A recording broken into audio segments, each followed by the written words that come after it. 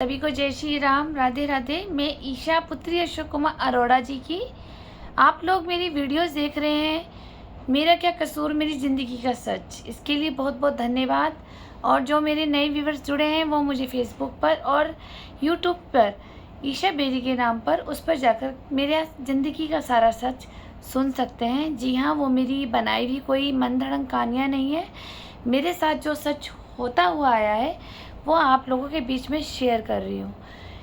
मेरा ये उद्देश्य यही था कि आप लोगों को सच पता लगे कि जो मैंने आज तक मुंह बंद रखा था अपना, सिर्फ एक ससुराल वालों की इज्जत के लिए, तो मैं अब कोई इज्जत उछालने के कारण और के मकसद से नहीं आई हूँ। मैं सिर्फ अपना ज़िंदगी का सच रख रही हूँ जो मेरे साथ हुआ है और मुझे डिफेम किया है। सब ने किया है, चाहे वो मेरी बिफोर मैरिज की लाइफ हो, उसमें मेरी मासियाँ हों, मेरी बुआएं हों, चाहे आस पड़ोस हो। सिर्फ क्या है, क्यों है, ये एक समझदार व्यक्ति ही अंदाज़ा लगा सकता है कि मुझे डिफेम करने का रीज़न क्या है। आपने मेरी वीडियोस देखी, लास्ट वीडियो देखी होगी मकर संक्रांति की, कि मुझसे पैसे मांगने का तरीका था कि अंजू भाभी के घर में पहले ही ऑलरेडी कपड़े रखवा दिए गए थे और फिर उसके बाद मेरे को ये पेश किए गए हैं कि ये अंजू भाभी दे गई है, जिसमें कि सच्चाई ये नहीं थी। सच्चाई थी कि वो रूमा बेरी जी के खुद के खरीदे हुए कपड़े थे। मुझे सिर्फ नीचा दिखाना चाहती थी कि वो मुझे कितने अच्छे कपड़े देती है बिना कारण, कोई ओकेजनली भी नहीं। तेरी तो शादी अभी हुई है 2-3 महीने पहले, लेकिन वो तो बहुत पुरानी शादी हो गई है उसकी, 10-12 साल हो गए। उसके बाद भी वो मुझे बहुत अच्छा गिफ्ट देती है। जी हाँ, यही रीज़न था इनका। ये मुझे डिफेम करते थे और नीचा दिखाते थे बात बात पर। चलिए, अब ये 15 जनवरी 2013 तो हो ही गया है। रोज़ का चैप्टर अगर डालूंगी तो मेरी स्टोरी भी काफ़ी लंबी हो जाएगी, तो शायद लगता है कि समाप्त होने से पहले ही मुझे मृत्यु आ जाएगी। लेकिन मैं बीच बीच में जो मेरे को ज़्यादा हर्ट हुई है बातें, वो मैं आप लोगों के बीच में शेयर कर रही हूँ। आप उससे सुनते जाइए और बने रहिए मेरे साथ वीडियो में। आपने 15 जनवरी 2013 मकर संक्रांति की वीडियो देखी थी। अब ये तो रोज़ कंटिन्यू सास बहू का झगड़ा चलता ही रहा घर में, कभी कुछ और ठंड का टाइम था। आपको बताया था मैंने कि मेरी हाथों में सर्दियों में चिली ब्लेम्स हो जाते हैं और मुझे ठंड भी ज़्यादा लगती है। इन्होंने मुझे क्या करा कि इनके यहाँ मैट तो थी नहीं। ये तो वही वाली बात थी कि ऊंची दुकान और फीके पकवान। महल तो इतना बड़ा खड़ा कर लिया, माँ बेटे ने मिलकर के मकान बना लिया इतना बड़ा, लेकिन नौकरानी एक झाड़ू तक लगाने वाली नहीं थी, ना बर्तन मांजने वाली। तो मेरे को वो ठंड में मुझसे पोछा, झाड़ू, कपड़े, बर्तन वो सब करवाते थे, वो भी चिली ब्लेम्स हाथ में होने के कारण। उसके बावजूद भी मेरी सास को कभी मेरे पे दर्द नहीं आया कि भाई मेरी बहू के साथ ऐसा हो रहा है, कल मेरे साथ भी ऐसा हो सकता है, तो मेरी बहू ही मेरी सेवा करेगी। नहीं, इसने आगे का फ्यूचर नहीं सोचा, लेकिन इसने मुझे वो कष्ट दिया, लेकिन मैंने उसे झेला। मैंने सोचा ये मेरा नसीब है, कोई बात नहीं, मैं कर लूँगी। मैं अपाहिज नहीं हूँ। मैं भी ये सोचती थी कि अगर मैं ज़िंदगी में अकेली रहूँगी तो मैं तब भी कर लूँगी, क्योंकि मैं कभी किसी की उम्मीद नहीं करती थी कि कोई मुझे तकलीफ़ पर मुझे सहारा दे। मेरे अंदर इतना सहन शक्ति है जैसे मेरे पापा ने किया है।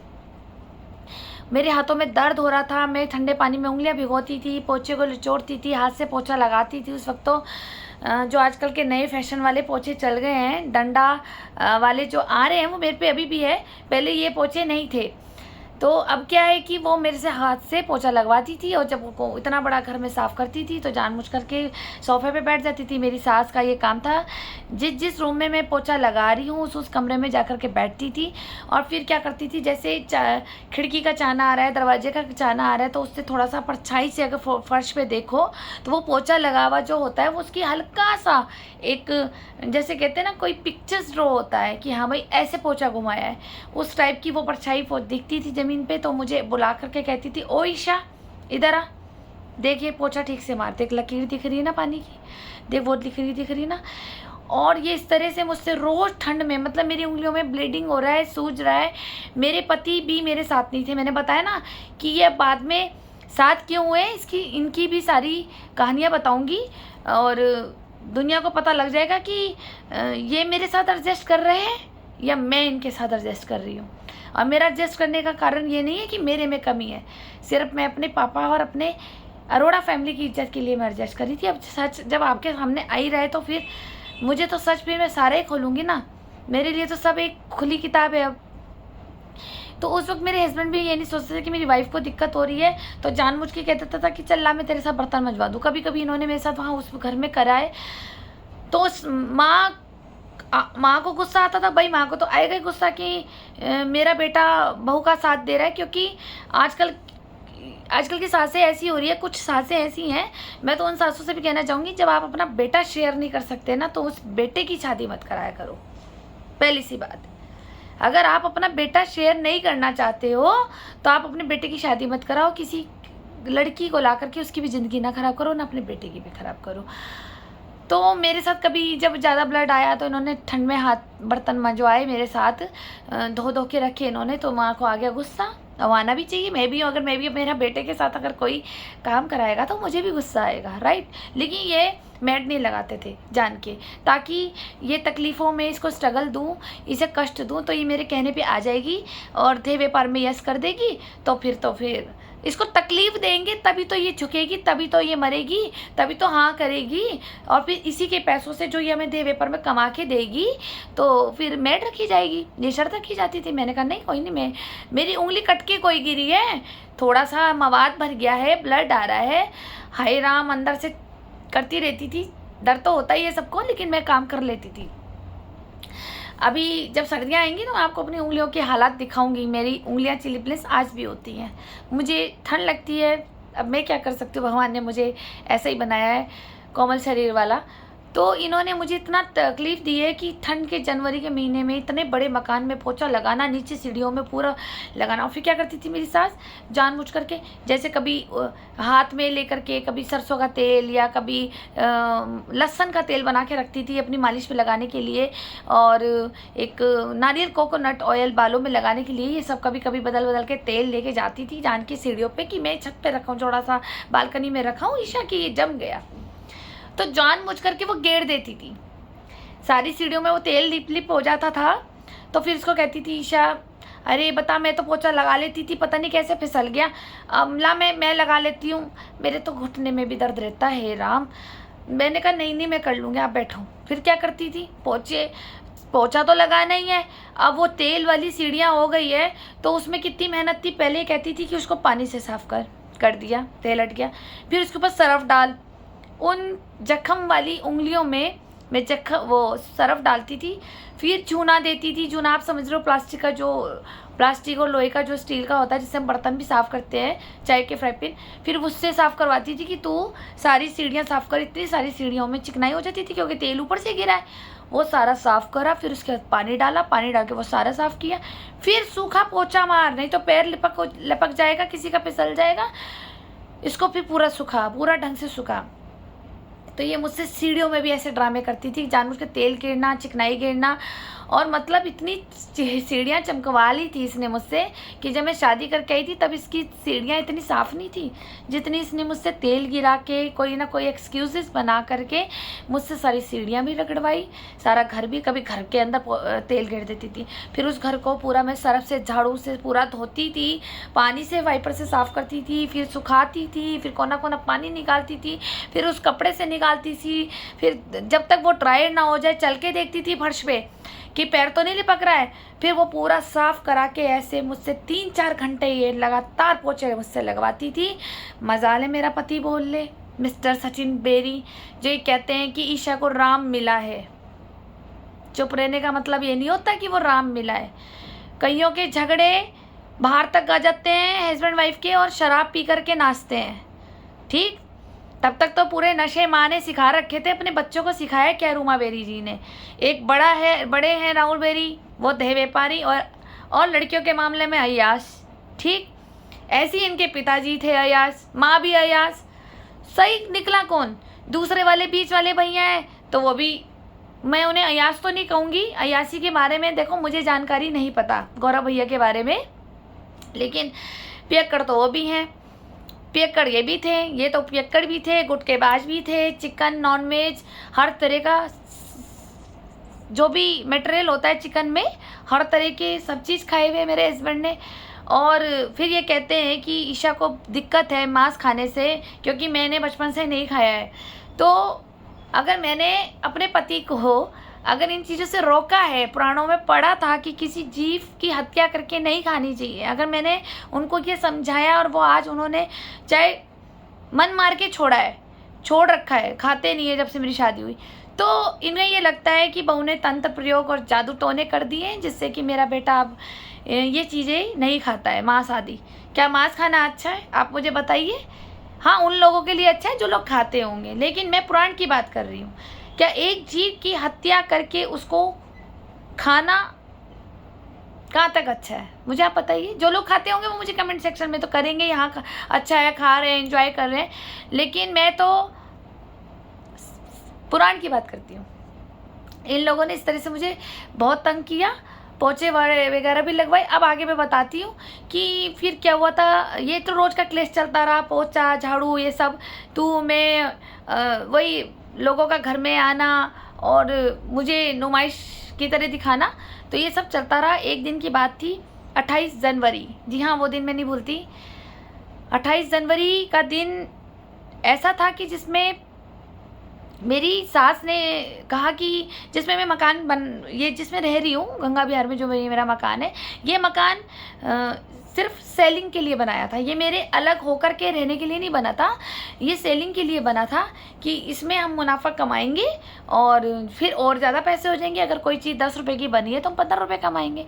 तो ये मुनाफे के लिए बन रहा था, जिसमें कि मैंने अपने हस्बैंड को पैसे का सपोर्ट किया था, अपने पापा का पैसा देके सपोर्ट किया था इसमें।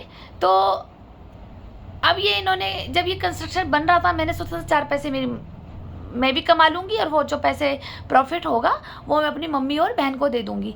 मैंने इस मकसद से इनका पैसा इस मकान में लगा दिया था शुरू में। अब क्या हुआ, जब मकान बन रहा था तो यहाँ लेबर तो लगी हुई थी, मज़दूर लोग तो लगे हुए थे, ठंड का टाइम था, घर उधर था सामने, तो चाय मैं बना करके देती थी। मैंने चाय बना के दी मज़दूरों को, तो मम्मी ने क्या करा, मम्मी ने कहा एक काम कर ईशा, ये मिठाई भी दे दे। मैंने कहा हो, आई एम शॉक्ड।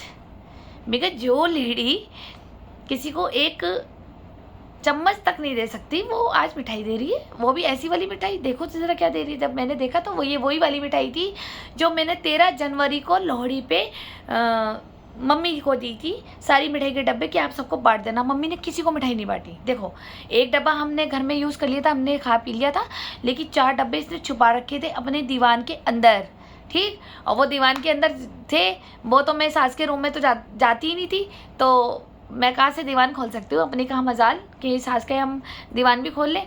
अब इन्हें डब्बा निकाला है और वो जो बीकानेर में जो मिठाई आती है ना, बादाम वाली, चौरस पीस होता है और उसके ऊपर कागज़ चिपका होता है, कागज़ से पैक हुई भी होती है वो मिठाई। तो वो पिस्ता बादाम वाली मिठाई थी। तो जब मैंने कहा कि ठीक है मैं थोड़े से दे देती हूँ, जब मैंने डब्बे में लगाई तो मैंने मम्मी से पूछा कि आपने मिठाई क्यों नहीं बांटी राहुल बेदी जी को, और उधर खड़खड़ी भी नहीं गई। तो इन्हें कहा कि छोड़ना, वो कौन सा हमें मिठाई दे गई, तूने देखा नहीं अंजू मुझे क्या दे गई, खाली मूंगफली रेबड़ी और गजक। ए भुक्की हो क्या मेरा, रेबड़ी और गजक मूंगफली की। मैंने कहा नहीं, आपको तो कपड़े दिए उसने। मैंने भी टॉन्टिंग मार दी। मैं कहा आपको तो कपड़े दिए उसने।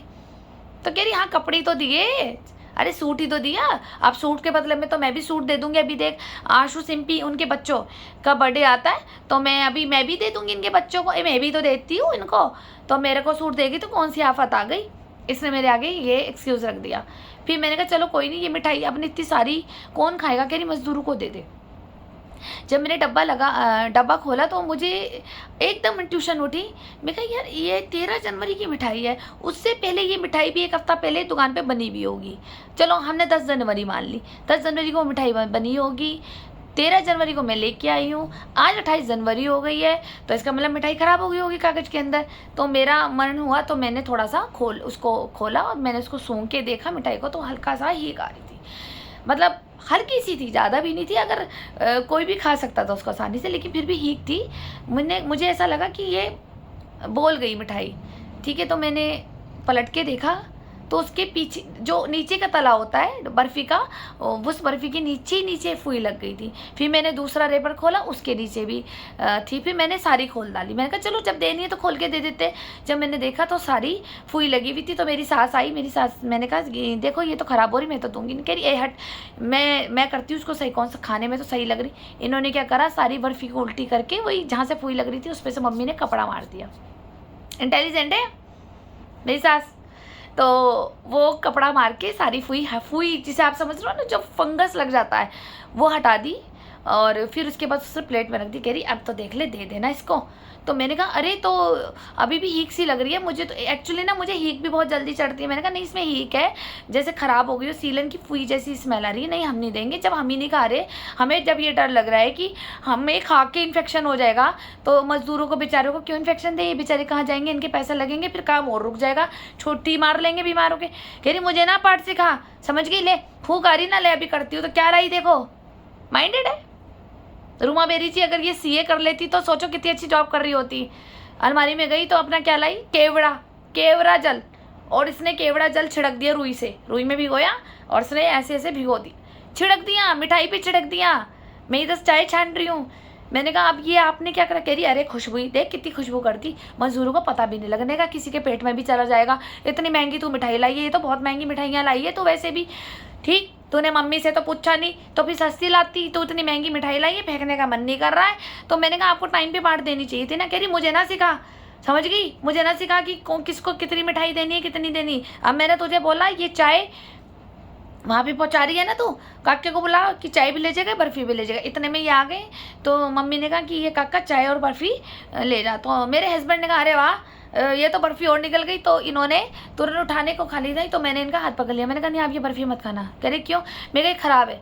तो इन्होंने भी सुनी, कह रहे नहीं यार कहीं भी ख़राब नहीं, इतनी अच्छी खुशबू आ रही। वो केवड़ा की तरह था उसमें। मैंने कहा भाई ये नहीं है, ये बर्फ़ी ख़राब है, ये फुई पहुँची है इन्होंने, और ये हम भी नहीं खाएंगे। जब एक बार बताइए, जब हम नहीं खा रहे, हमें डर लग रहा है कि अगर हम ये वाली बर्फ़ी खाएंगे हमारे पेट पे इन्फेक्शन हो जाएगा, हमें फंगस हो जाएगा अंदर, ठीक है, हमें अपना तो ख्याल आ रहा है, लेकिन एक गरीब मजदूरों को ये फंगस वाली बर्फ़ी, वो भी केवड़ा लगा के दे रही थी। तो क्या ये सही कर रही थी, आप मुझे बताएं कमेंट सेक्शन में। क्या ये इसकी चालाकी, जो मैंने रोकी, जो मैंने बर्फ़ी नहीं खाने दी, मैंने नहीं खानी थी, फिर मुझे थोड़ा सा क्रोध चढ़ गया, तो मैंने क्या करा, मैंने ना वो सारी की सारी डस्टबिन में डाल दी किचन में। मैं कहा नहीं, अभी भी कह रही है कौन देख रहा, किचन में से निकाल काट के। मैंने कहा ड्रामा नहीं। बोली देख कैसा सुनता है, देख कैसे सुनता है अपनी बीवी की, देख तो ले। मैंने कहा ये बर्फ़ी मैं खुलेआम वहाँ बोल दूंगी अभी मजदूरों के पास आके। कह रही निकल तू इस घर से, निकल, तू कैसे निकलेगी बाहर। मैंने कहा मैं चिल्ला के बोलूँगी, यहीं से बोलूँगी कि बर्फ़ी मत खाना। अगर तुमने बर्फ़ी वहाँ ले गए, मैं मज़दूरों को यहीं से चिल्ला के बोलूँगी ज़ोर से कि भाई ये बर्फ़ी मत खाना, ठीक। लेकिन बोली तू मेरे से जबान चला रही है ना, मुझसे जबान चला रही है। फिर इनसे भी लड़ी कि देख कैसे जबान चलाती है, देख तू तो बोलता नहीं है ये नहीं कि 2 थप्पड़ धरूँ, तेरा बाप तो धर देता था मुझे, तू क्यों नहीं धरता, क्या है इसके अंदर जो चुप रहता है। सिर्फ ड्रामे थे इनके चुप रहने के, बस।